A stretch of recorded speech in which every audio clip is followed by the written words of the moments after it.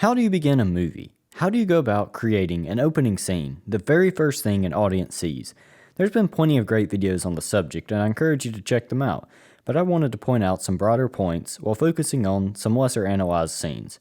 When you hear about great opening scenes, you almost always hear about the Raiders of the Lost Ark and The Dark Knight. There's a reason these are always mentioned, because they're great, but I wanted to take a look at some other movies and other methods to see how to open a movie. I think we should understand there's no wrong way to open a movie. Some aren't great, and some are just gimmicky, but they all technically work. The opening scene is not the most important part of the film, but it is the first thing the audience sees. So if there's no wrong way to open a movie, then how do you go about doing it? Every great opening scene will establish something. It may establish the scale, the tone, the world, a character, the plot device, a backstory, or the theme. Every movie has an opening scene whether they want it or not, so you might as well make use of it. A movie can establish something. Some don't, but many use the opening scene to get something important out of the way, so that the following scenes can occur naturally. It can be the plot device or a main villain. But a great opening scene will have a purpose. Sometimes the purpose may be to merely hook the audience, or to show off the scale. It may be used to establish the type of story before the drag of exposition sets in. Before we examine the opening scenes that work, let's take a look at some that don't work. This is all my opinion, and while one scene may work for some and not for others, opening scenes are purely subjective. You may love one I don't like, or you may hate one I do like. Also, I'm using just a few examples. There are many great opening scenes, and I can't mention them all. Opening scenes are limited. They can never reach the emotional or story highs of a movie's ending. This isn't a bad thing, it's just the truth. Near the beginning of a film, the audience is subconsciously putting out feelers and sorting through the images being shown to them. The audience is on guard. It takes them a while to fully immerse into this false reality. Everything they're shown is taken with a grain of salt until they fully give way to the power of the story. There's a detachment for the first few moments. This is why audiences will spot problems or mistakes earlier on while forgiving less convincing CGI during the climax. So films that aim for high drama or decisions or epicness just can't quite connect at the beginning. The Hobbit is one film that I think its opening scene did not work, or at least didn't work as well as the filmmaker originally intended. The Battle of the Five Armies fell prey to this. It's an epic scene, and if it had been at the end of the second movie, I would have been all in. But I felt detached. I wasn't engaged. It didn't feel as epic because it couldn't be, at least not at the beginning. And same with Man of Steel. What's going on in this scene, the drama, the stakes, the emotion, it just can't get to you the way it can at the end. We should be setting up the story world and not hanging on to an old one. So don't go overboard on epicness the audience won't engage with. You will notice throughout these films we'll examine, they do what they must in an entertaining way without wasting precious effort or runtime. These films have a warm-up act. Big story elements can happen. This just sets up the scale without the filmmakers giving away their tricks. Great opening scenes know where they're going. They're looking ahead and setting up. There seems to be some unspoken rule that narration is bad, or lazy, but it comes down to how it's used. What's the laziest way to film a conversation? You set up two cameras over the shoulder. Yes, it may be lazy, but it works. You see it all the time because it works. Narration can be lazily used as a crutch to set up a movie, like in Ready Player One or the Emoji Movie. But sometimes we don't need dramatized scenes to get info across. The show don't tell rule applies to a lot, but I don't think it applies to a lot of opening scenes. Sometimes a dramatized scene might take 45 minutes to do what one line could tell. The Lord of the Rings is a great example. The prologue goes through ages of history, telling about different kingdoms and characters and events all tied to the One Ring. If it had tried to dramatize all this and give conflict and natural scenes, it would have taken it forever to do what one line of dialogue can do. Dark of the Moon is one of the most powerful opening scenes in cinema.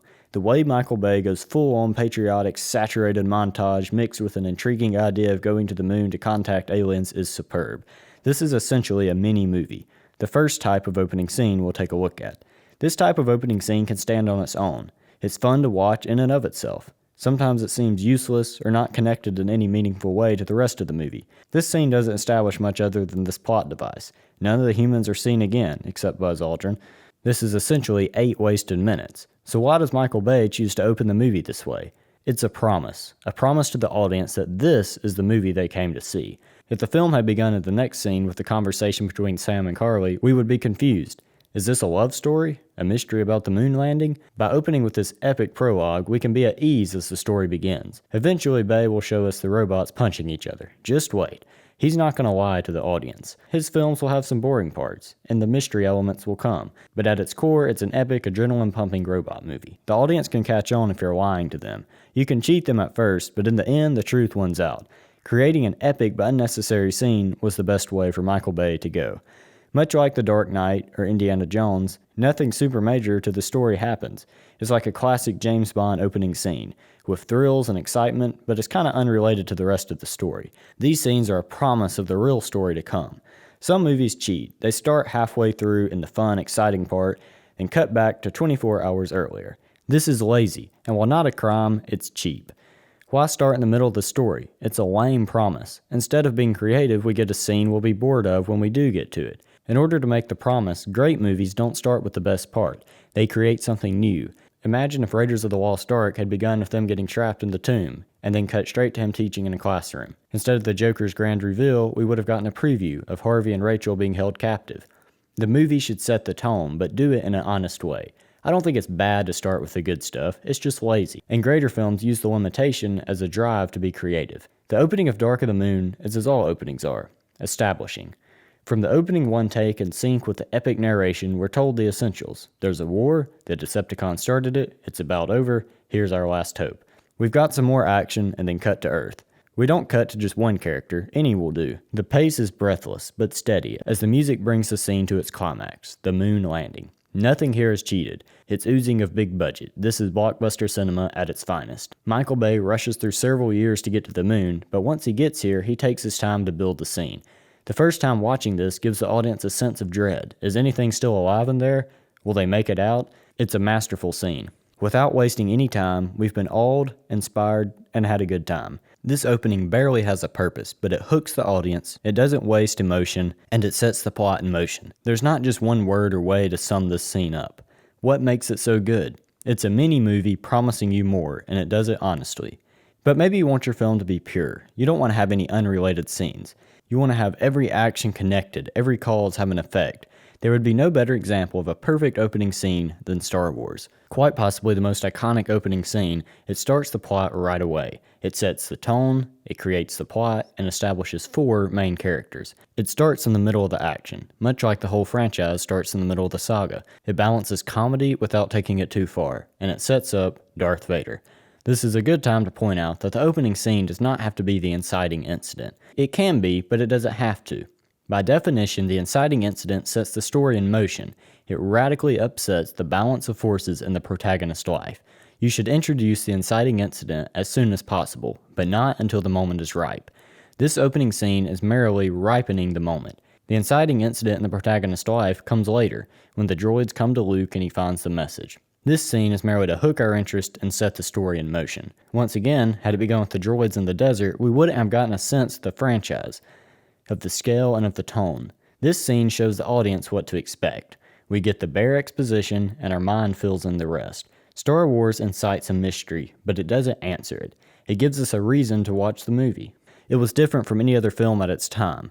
This opening scene is terrific in the way it sets the audience's expectations and gives us a reason to watch the movie. But some films give us no reason at all, but merely introduce a theme or give us a backstory. These scenes are minimalistic, short, and often with no dialogue. These are short scenes that tell us this isn't what you expect.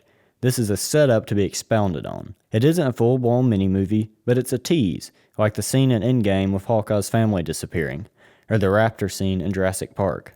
These opening scenes engage us and hook the audience while giving away nothing at all, a simple tease or powerful moment that will drive or motivate a character. Like Finding Nemo, the death of the family, we're given a reason to understand our little hero's reasoning for not letting go of his son.